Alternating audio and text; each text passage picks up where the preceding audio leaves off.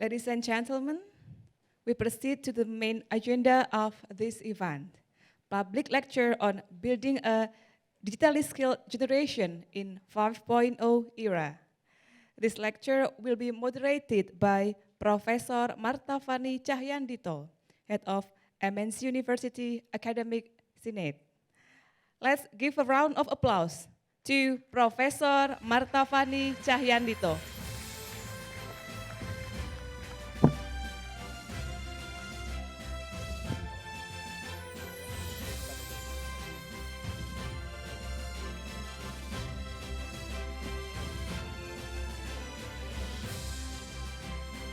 We would like also invite Mr. Yudi Hamka, CTO MNC Group and President Director of PT MNC Capital Indonesia Tbk. Please welcome Mr. Yudi Hamka.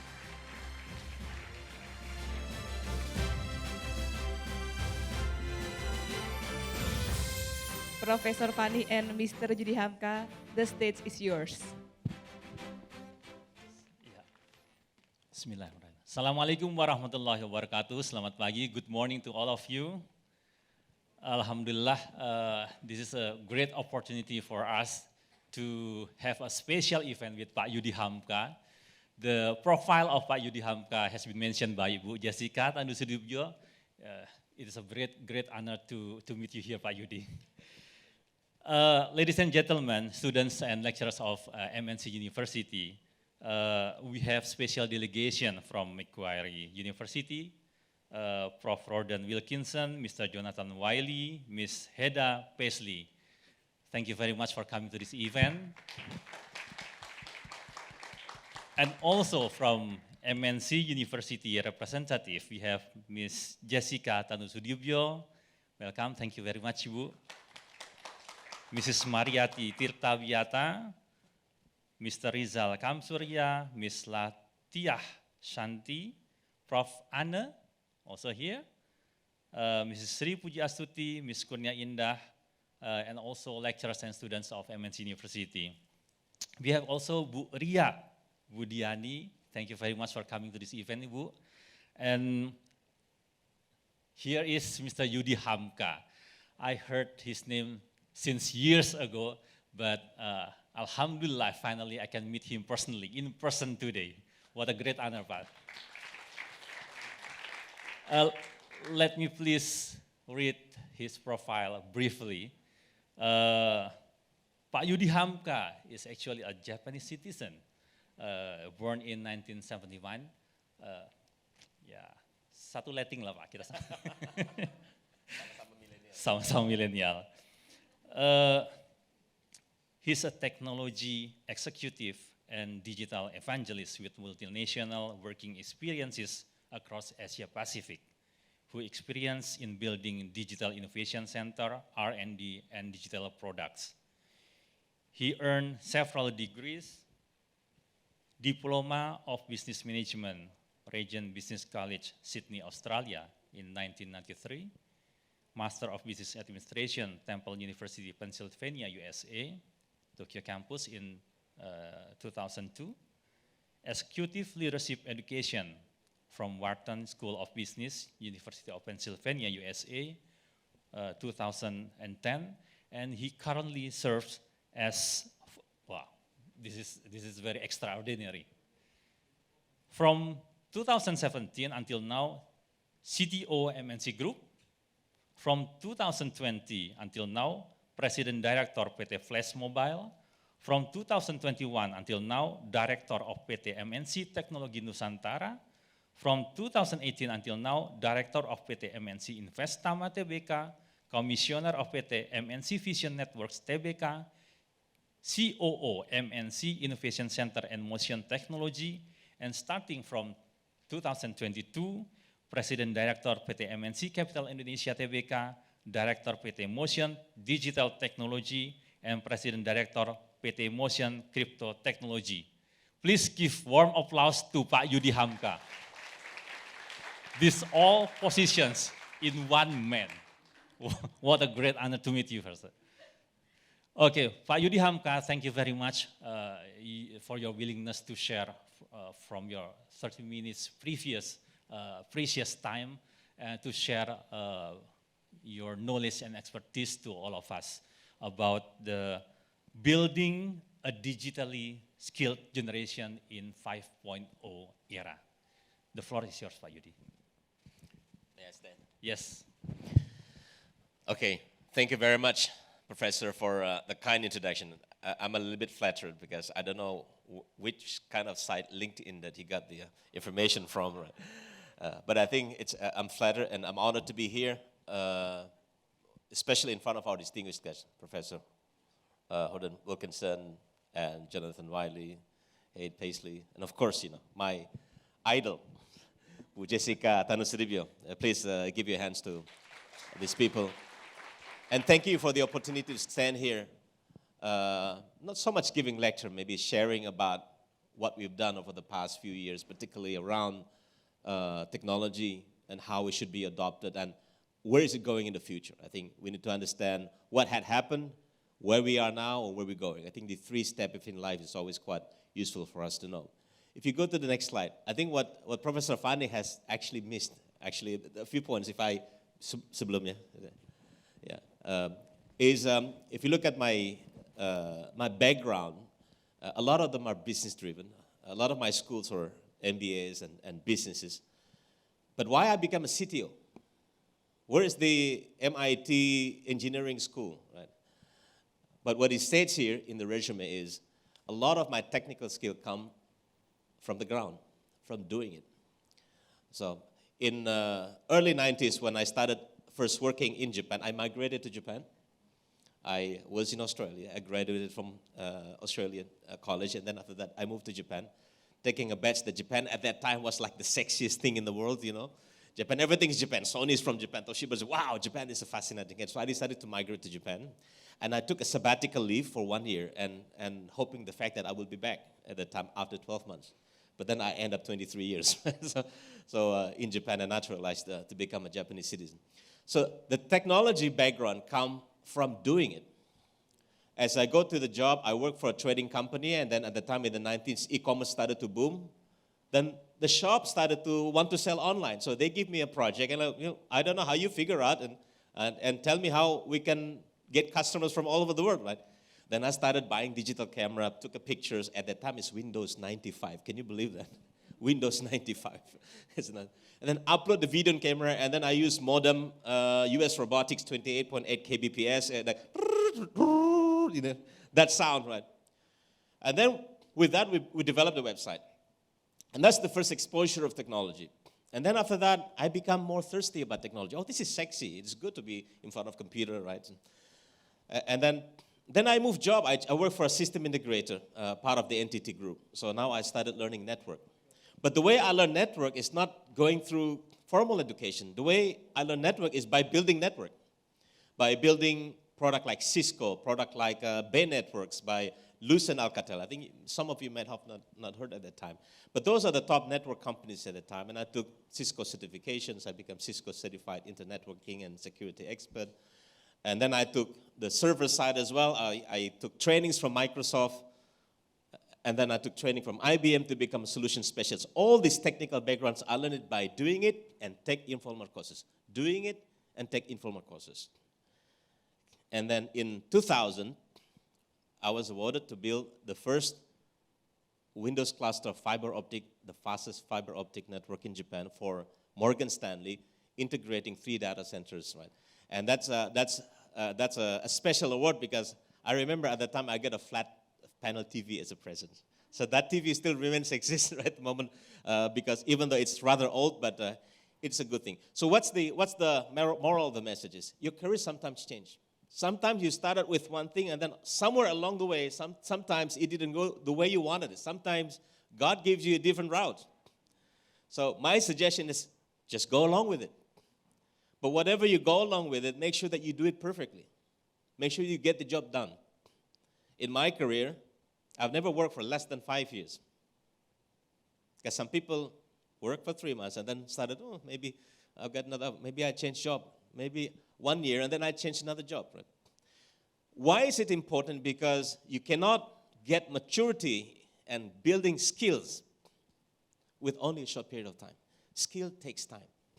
And sometimes we don't understand this kind of thing. So building skill to be able to know what you're doing takes time.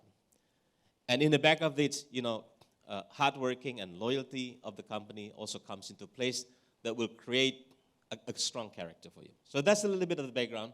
I have the pleasure to work in different parts of the world. I used to work in Japan for 20 years. And why I naturalized is also because of the job. Because running a global organization, like tomorrow I had to fly and meet with CIO of Sony in New York, and 2 days, if you have Indonesian passport, at the time it took 1 week just to make an interview. And then at that time, it was an Al-Qaeda terrorism. You are an Indonesian passport, but you apply US visa from Japan. Oh, it's a big no already from the beginning, right? So that's why I naturalized to become Japanese citizen, but my heart is still Indonesian because you can never change your originality. You can have multiple, in the global world today, you can be US citizen, you can have bilingual, you can have you have multi-nationalities if you have to. But it can never change your originality. And I'm Indonesian by origin. Right? Go next slide, please.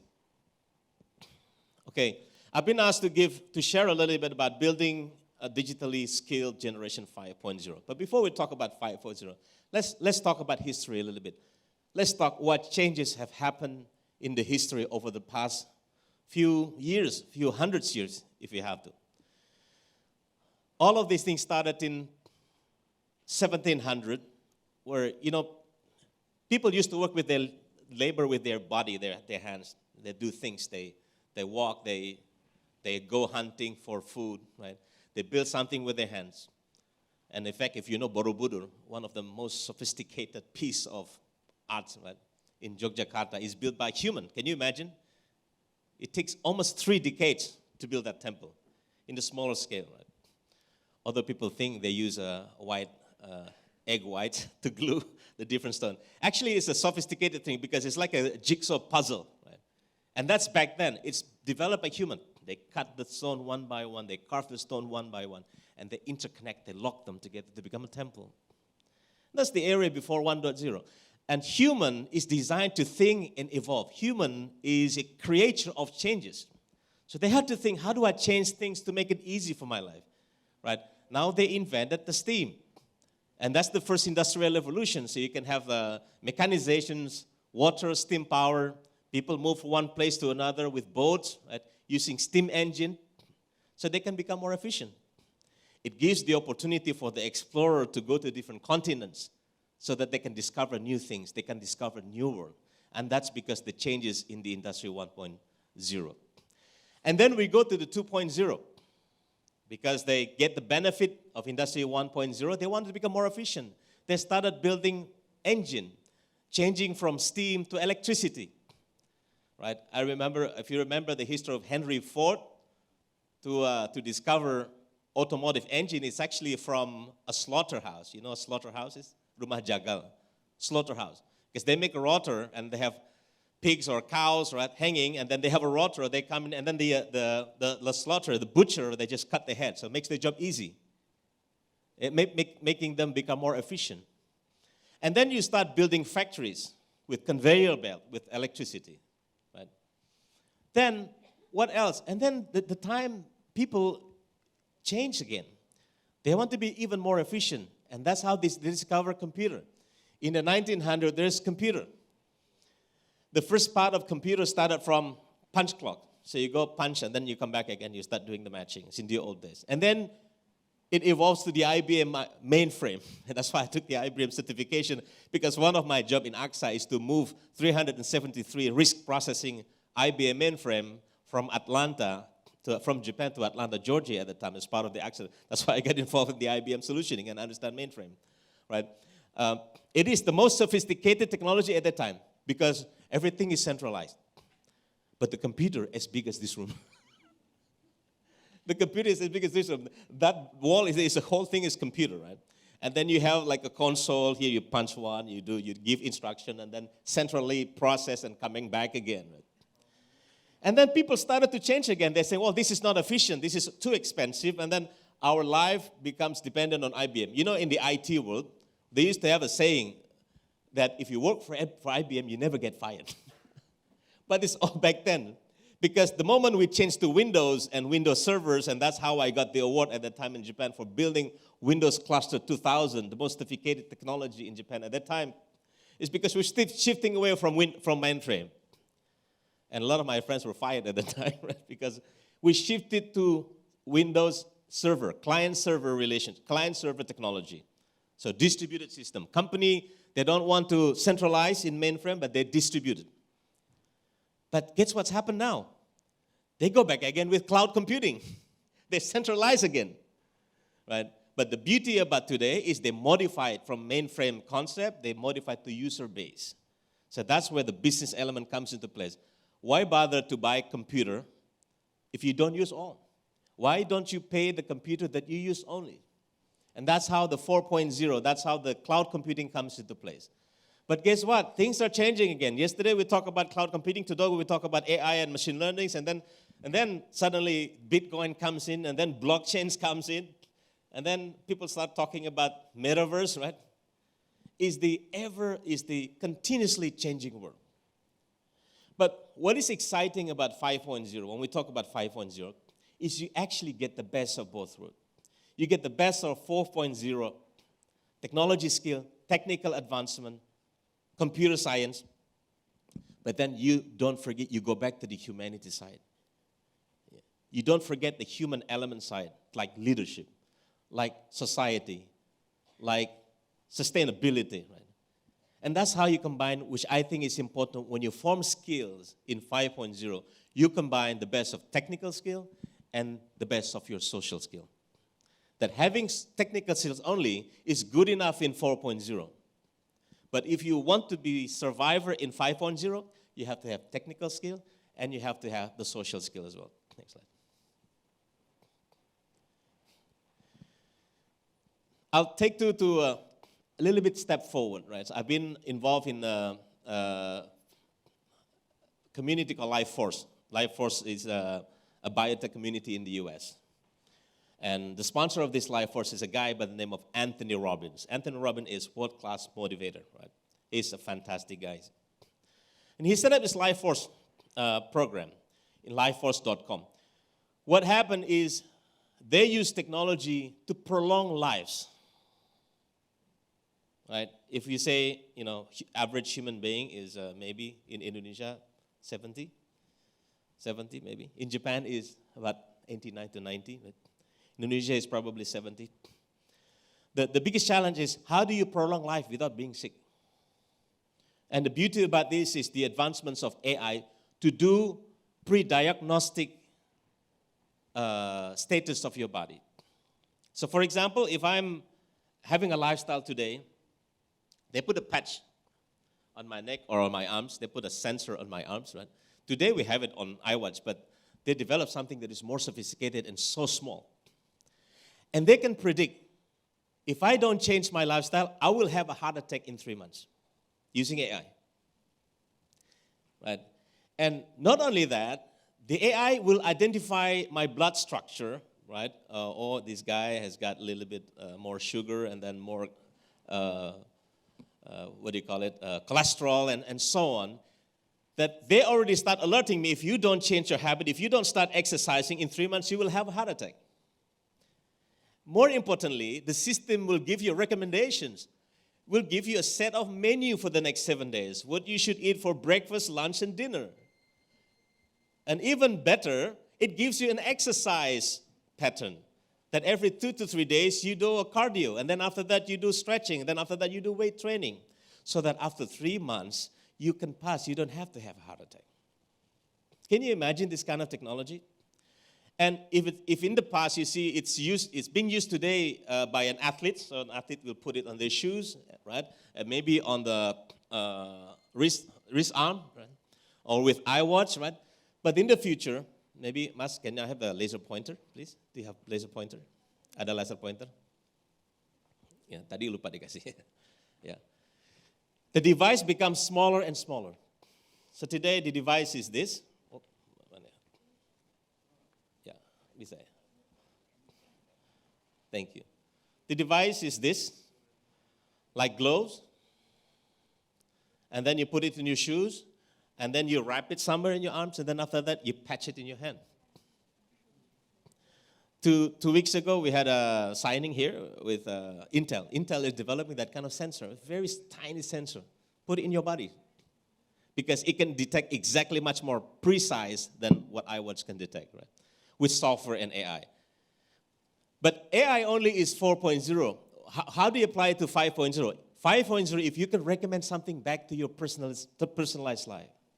5.0 is the, okay, over the next 7 days, this is the menu. Fish, fish, fish, and fish, and fish, but the different cooking and different veggies, no carbs, right? A bit boring, to be honest. A bit boring. And then after that, it gives you personalized recommendations of exercising. Right? These people in Life Force is amazing. They have a big visions, right? And how can they enable people living 100 years without being sick? Right? In Japan, one of my good friends, actually my ex-boss, right? Taksang, Taksang. Taksang used to be my boss in a technology company in Japan. He retired at the age of 64 and building a startup. Can you imagine? 64 and he built a startup. And his startup is to prevent dementia, pikun, dementia. So he did a research with some of the professors in Japan to develop formula, not to eliminate, because you cannot eliminate dementia, but you can prolong. What's the point of living to 100 years if 20 years, from 80 years, you suffer from dementia? So what they do is to prolong. And in order to prolong, they give you vitamins. So they have to have D3 and K2 to avoid osteoporosis of your bones, right? So that you can live healthier, so that it protects your brain. So they do this kind of research. So what it means is 5.0 to bring it to the next level, not only about technology, but about life. Right. Next slide. Okay. So from global, let's talk a little bit about Indonesia. What is the opportunity that we have here? I think Indonesia, like what Jessica mentioned, we're at the center of that opportunity. We are the center of that digital transformation. Have a look at this data. 275 million people, everybody knows, right?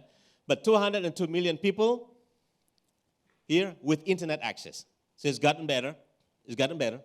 And then after that is 345 million people with smartphone, with mobile connections.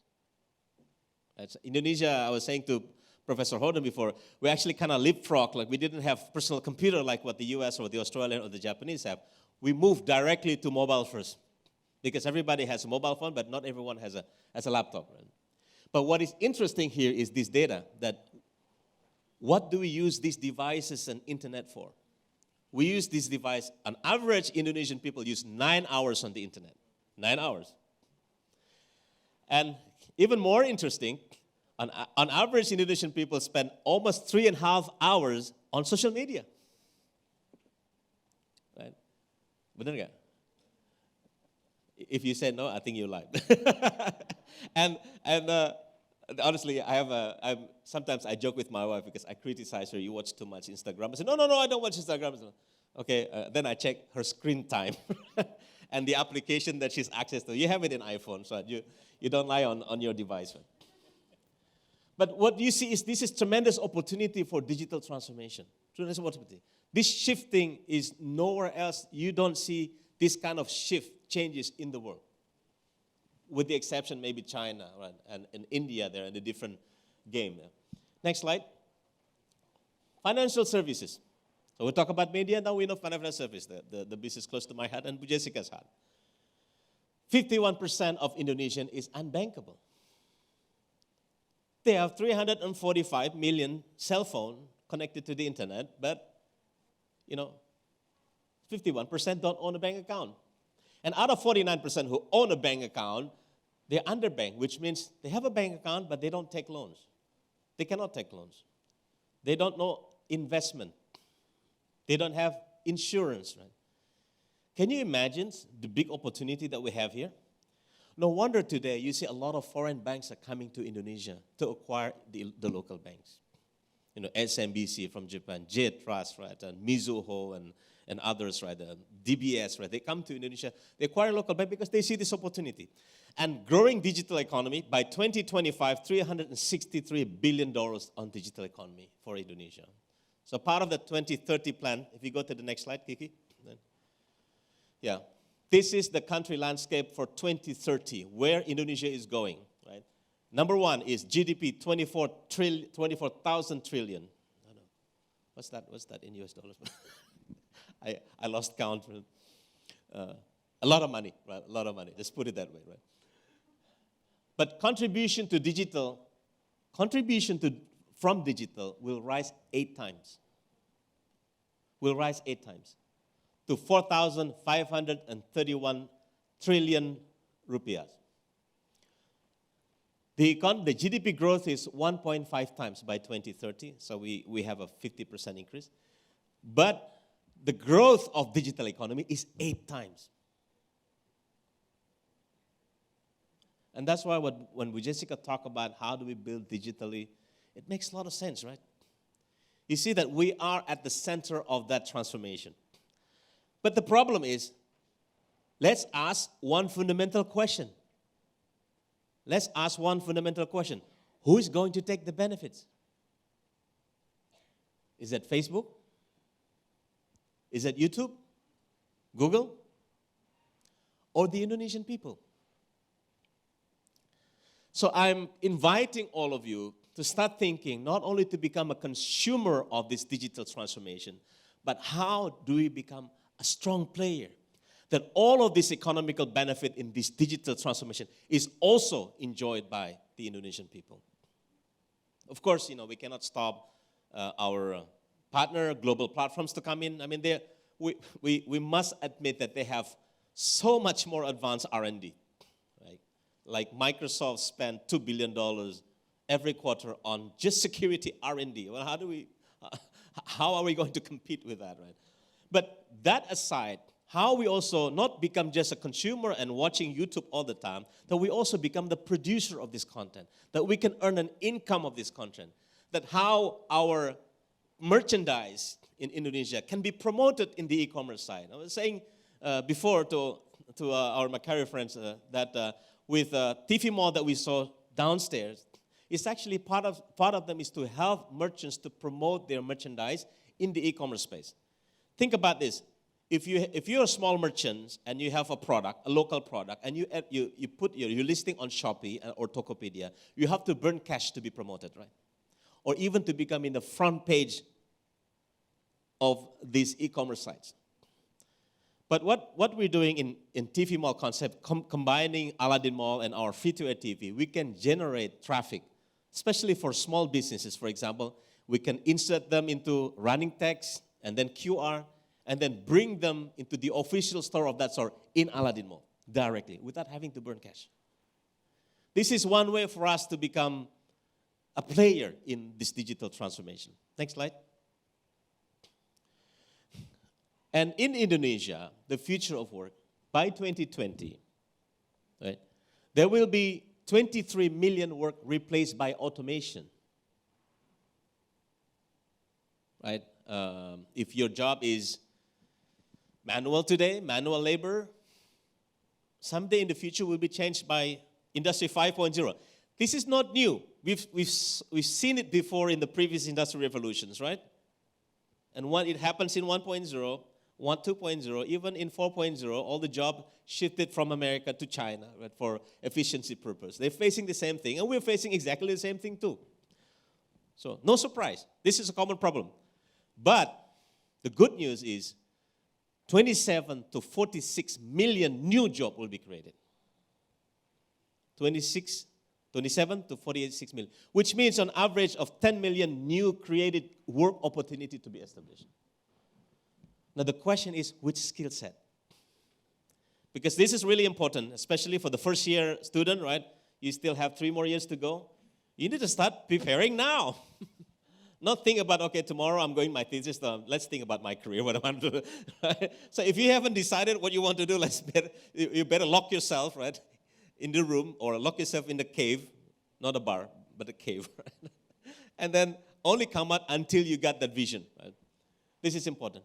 This is what we have in today's work that people say, or the surveys say, will be replaced. But they will be replaced with something new. They will be replaced with automation. They will be replaced on the technical aspect on the left side with data scientists, analytics, big data, blockchains, AI specialists, biotechnology on the left side. But that's good for 4.0. What about 5.0? The left side is not enough. It's not enough to just focus on the left side. In 5.0, you also have job opportunity to rebalance it on the right side. What is on the right side? Leadership and human capital, management skill, negotiation skill, digital marketing, creative work, making contents, right? Market research, industrial psychology. My daughter is graduating next year from NUS Yale in Singapore, right? And she take liberal arts. I was hoping that she took economics a little bit so we can have the same language. But, oh my God, she took psychology. Like, psychology, why? And she said, Dad, this is going to be a trendy profession in the future, you know. What would you do with psychology? Yeah, because we're going to be dealing with a lot of stressed people like you. Right? Because people, you know, busy at work and work become more demanding, a lot of us. So there are some job specialists, especially industrial psychologists, so they go to companies counseling people how to remove their stresses, right? Because the job becomes more intense, the competition becomes more tight, right? So you need this kind of job as well. So the left side, of course, the left side is given because we're going to the digital area. Technology plays an important role, fine. But in 5.0, left alone is not enough. You need to be able to build your social skill as well, understanding the demand of the market for tomorrow. Next slide. And I keep telling this to my programmer colleagues, right? I think a lot of the developers today is in high demand. So some companies face retention or go and move jobs, and so on. Right?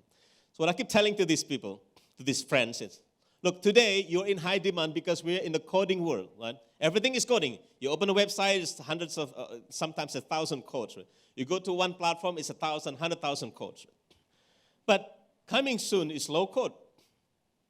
You don't need to do that much coding. You still do coding, but you don't need to do that much. They get simplified. And then in the near future, it's coming to no code. You don't need to do coding anymore. You need to use graphical interface. You want to connect API to that API, you just do drag and drop, then all the code will be automatically created. And your quality assurance is no longer by human looking at syntax one by one. We use AI to do QC, to do the quality control, right? So you can find if there is any syntax error, right, or not, and you have a clean code to launch a product. So that's what's happening. That's what's happening in the technical world. So today, for those of you who learn, I don't discourage you to learn computer science and programming. That's a good concept, the basic. But what we're saying here is that alone maybe is not enough in the future. Next slide. So we are fortunate in MNC Group. We're fortunate in MNC Group that the company, Pahari, our executive chairman and the founder of the group, is so committed with digitalization. So we built the very center. We have the R&D center, both for media and financial services. We have the infrastructure R&D center. We have data analytics center. That the group is facilitating all the technical aspect of people so that they can grow. And I think one of the benefits of being an MNC university student is that you have access to this as well. But make sure that we only hire the best. So you have to work hard to make sure. It's not given, oh, I'm graduating from MNC University, I don't know nothing, but then, no. You have to work your best. If you do your best, I think we will need this kind of skill set in our organization alone. Next slide. And then in Lido, we plan to build the Silicon Valley of Indonesia with Technopark. So we're building data center, we're building co-working space, we're building digital innovation hubs, startup center, developer center, all in Technopark, located in Lido, only 1 hour from Jakarta. Next slide. Now, let me just take a few more minutes. That part of the skills of the future is to speed up your learning curve. And the fastest way is by studying the story of successful people. If you want to become expert in AI or evangelist in AI, you learn the biography of Mark Zuckerberg, or you learn the biography of Elon Musk, for example. If you want to understand biotech, you learn the book Life Science by Anthony Robbins. So this is what's happening. So you can learn from many successful people in the past, right? So for example, because I stayed long in Japan, so I took a few names of Honda, for example. Everybody knows Honda? Yeah, car, motorcycle. Honda was not an engineer. Honda, he wants to become an engineer, but he didn't have access to education. He didn't have access to job opportunity. You know what happened? He applied for a job in the workshop owned by someone, by a famous engineer at the time, as a babysitter. Why accepting a job as a babysitter? So that he can work close to the workshop. So looking after the boss baby, breastfeed and play with them, and then looking at how they make, different spare parts of engines and car and so on. And he became what it is today. Mr. Ibuka, the founder of Sony. Who doesn't know Sony, right? Now we have iPhone, but before that we have Walkman. If you want to go exercise, you go with this Walkman tapes, right? Very famous for that. All the electronics, most of the electronics in America at that time was Sony, right? Mr. Ibuka was so passionate about transistor. You can passionate about things, you can passionate about, anything, but how come a person is so passionate about transistor in the radio? So that he spent New Year's Eve, which is the holiest season of the year in Japan, building transistor. Then that's how he built Sony. In financial services, we have Son-san, Masayoshi Son, the founder of SoftBank, a Korean descent. It's tough because Japan back then was not a very friendly country for foreigners, right? There's a little bit of a exclusion for foreigners. And as a Korean person, trying to build a business in Japan is the most difficult job to do. Because most of Korean back then in Japan is to become Yakuza or operator pachinko, a gambling site. So Masayoshi-san wants to change his destiny in financial services. But then he has to knock one bank after bank to get loan for his business. And everybody rejected him. But guess what? He was bullish enough. Without a loan, he went to meet up with Steve Jobs in the US, meet with Apple, and then come back with a license of exclusive iPhone rights for Japan. And that's how he built SoftBank Telecom. But that's people far away from us. I want to take a moment for a person that is closer to our heart, our executive chairman, MNC Group, Pak Hadi Tanusudibjo. Nobody knows better than Bujes, but if I'm hearing the way Pak Hadi started his business after coming back from Canada, he also started from zero. He started his business from zero. And then see the opportunity in Jakarta, move from Surabaya to Jakarta, bring the family to Jakarta, and then start to fight for businesses in Jakarta, and becomes a very successful person like what he is today. And because of that, he built the group. He built the media side. He built the financial service side. He built the entertainment and hospitality side. We can learn from all of these people. But guess what? What is common character of these people? These are the most common characteristic. When you talk about Ibuka-san, Sony, when you talk about Son-san, even when you talk about Pak Hadi, first of all, they have vision. They know where they're going. That's what I was saying before. If you don't know where you're going, start locking yourself in the room, right? Move away from handphones. Cut off from your girlfriend or boyfriend. Right? Don't let everyone talk to you. Samadhi in Indonesia. You go samadhi for 1 month until you know what you want to do. Right? Because that's important.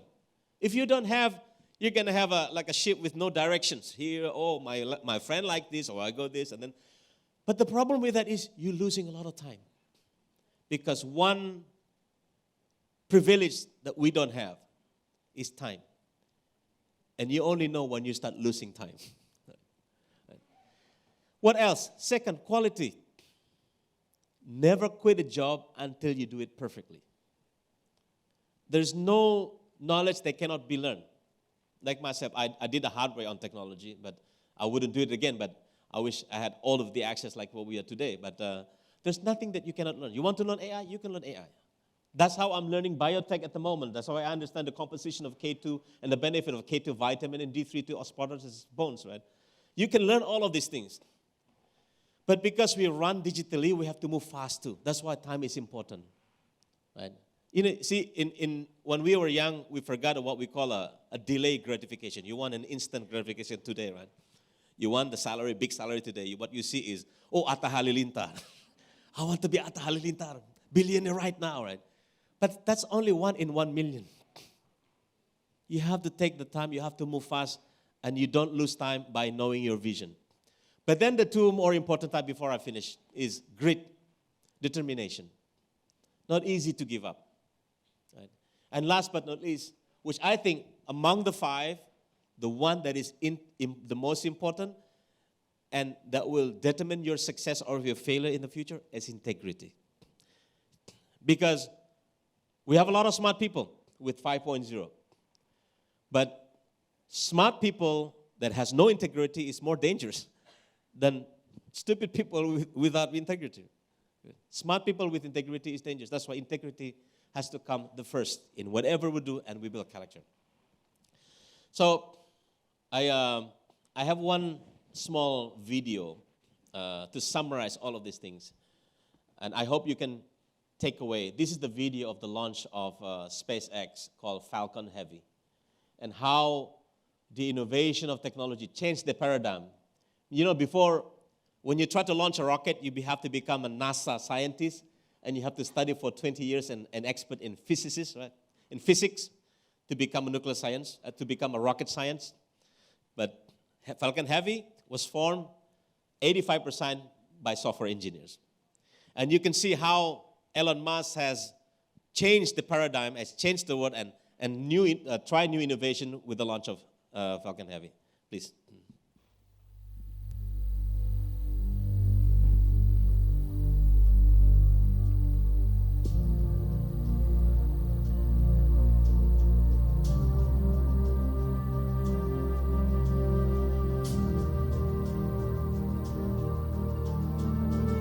Most space organizations, government or commercial, have set their sights too low. They've really built relatively small rockets. And Falcon Heavy is the first time that there's something that's arguably even in the super heavy class, or somewhere between heavy and super heavy. You know, 5 million pounds of thrust is really crazy amount of power.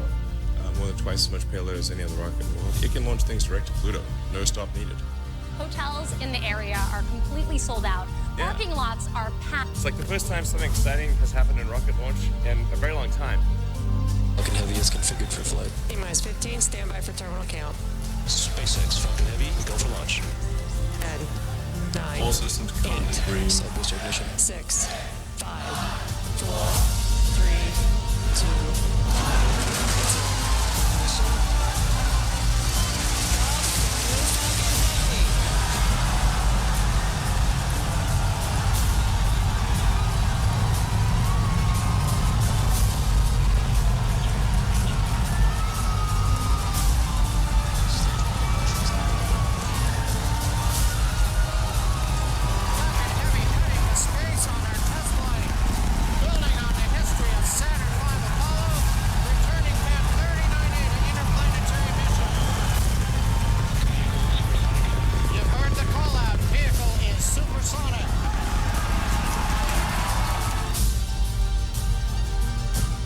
Side shutdown. Side boosters, beacon.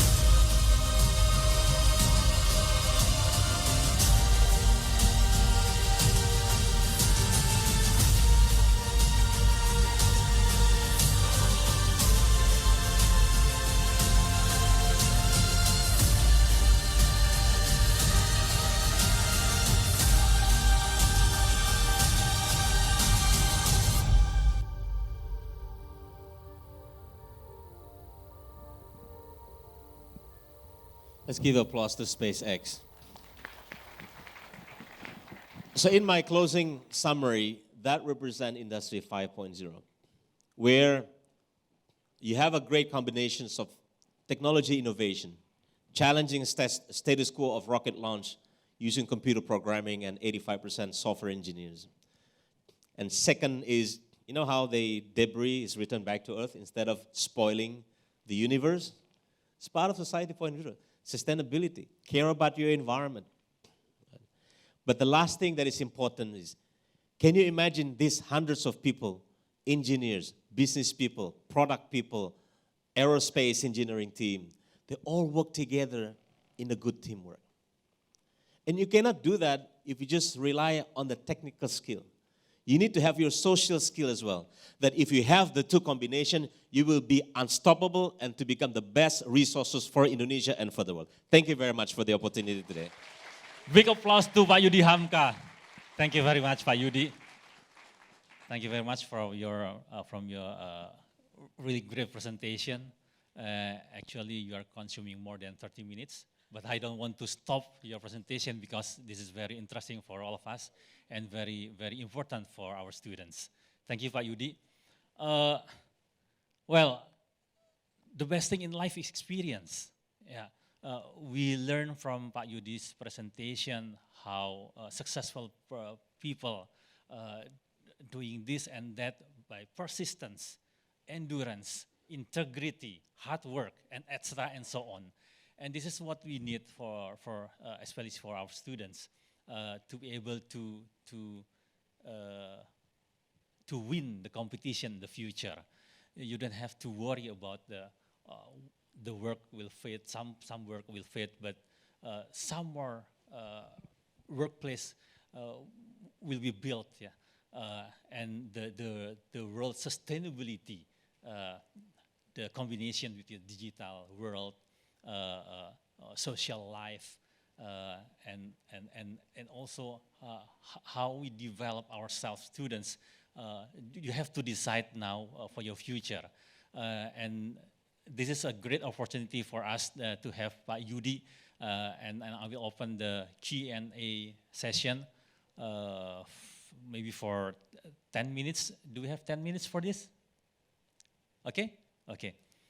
Okay, the first three persons, okay, I have one person, 2, 3, okay. Only 2 persons, okay. 10 minutes for 2 persons, Pak Yudi. Is that okay with you? Okay. The lady with the black hijab and also in the middle, the lady with a gray dress, yeah? Okay. Do we have the mic? Okay. Okay, first of all, it was a Please great... mention your name, yeah. Okay. Let me introduce myself. My name is Nona Dewi In. I'm from English Education Department, batch 2020. So, first of all, it was a great and very insightful presentation. And my question is, what difficulties, especially in your first working, and how did you overcome that? Thank you. Thank you, Miss Nona Dwi. Yeah. Yeah. Nona Dwi. And the second one? Hello everyone, my name is Gracia Dea from English Department, batch 2020. My question is, what's the difference between the use of technology in the past and at present time? Thank you. Thank you, Gracia. Pak Yudi, silakan langsung. Ya. Thank you. Yeah, thank you. Thank you very much for the questions. So the first question is, what is the most difficulty that you face in the beginning of your career? Probably that's the question, right? Do we have 3 hours? Okay, so maybe just to put it simple, coming to a country like Japan without speaking Japanese, first is language. That's the most difficult part because Japanese is not like English. Japanese, you have to understand the character. You know, there are three kinds of character in Japan, in Japanese: hiragana, katakana, and kanji. And sometimes one sentence has the combination of the three. So that's the first challenge. But at that time, I need to start working and earning an income because I have a family, right? So if I go to school first, then I cannot work. So what I do is I started working and learn the language as we go along, as I'm working. So I remember I carry around a tape recorder. So when someone's speaking Japanese, I recorded them. So someone speaking at the office, I recorded them. And I come back home and start listening. When I listen to it, now I start remember, oh, you use this phrase for this kind of situation. That's why I think my Japanese is a little bit formal because I learned it only by the office environment. So it's business Japanese rather than casual Japanese. So I don't understand the Japanese slang much, but for business Japanese, I understand quite well. Right? So that's the first challenges. But then after that, it goes along with your life, basically. It doesn't become a challenge anymore. Thank you. And the second question was, how do you see the use of technology back then and today? I think technology is a means to achieve something. Technology is not the destination. A lot of people misunderstand. I want to become a computer engineer because that's my career. No. You use technology to achieve something. For example, you use technology to run an efficient organization. You use technology to earn more income, to drive more revenue, to create efficiency. And technology is a mean. And you need to be driven by technology. You need to drive the technology rather than you be driven by the technology. Right? So do you know that if you have an iPhone, you only use 10% of the iPhone? iPhone has got 90%. But it's up to you to drive. Do you want to use it for just watching social media? Or you want to use that to manage your health, for example? So you drive the use of technology. For what purpose? Is to become more healthy. Right? I think that's more of the appropriate use of technology, even back then and even today and even tomorrow. Technology as a means to achieve a higher purpose of society. Okay. Thank you very much, Pak Yudi. Well, I think we slowly come to our closing session, Pak Yudi. Students, actually, to gain success, we need to do hard work, to do the hard work. And, well, like the subject, cross-cultural management, integrity, interpersonal skill, how you communicate to each other, how you build up team, how the negotiation skill. This is the balance that you need beside the digital technology. And all of this you need to gain success, ya, Pak Yudi. Ya. And we have learned from successful persons like Pak Yudi, Bu Jessica, Pak Haritanu Sudibyo. No one gains success, no pain, no gain, gitu Pak Yudi ya. Tapi mungkin perlu diimbangi work hard, play hard juga ya Pak Yudi ya, supaya nggak stressful. Gitu. Okay, thank you very much Pak Yudi. Big applause to Pak Yudi. Thank you very much Pak Yudi for this almost 1 hour interesting session.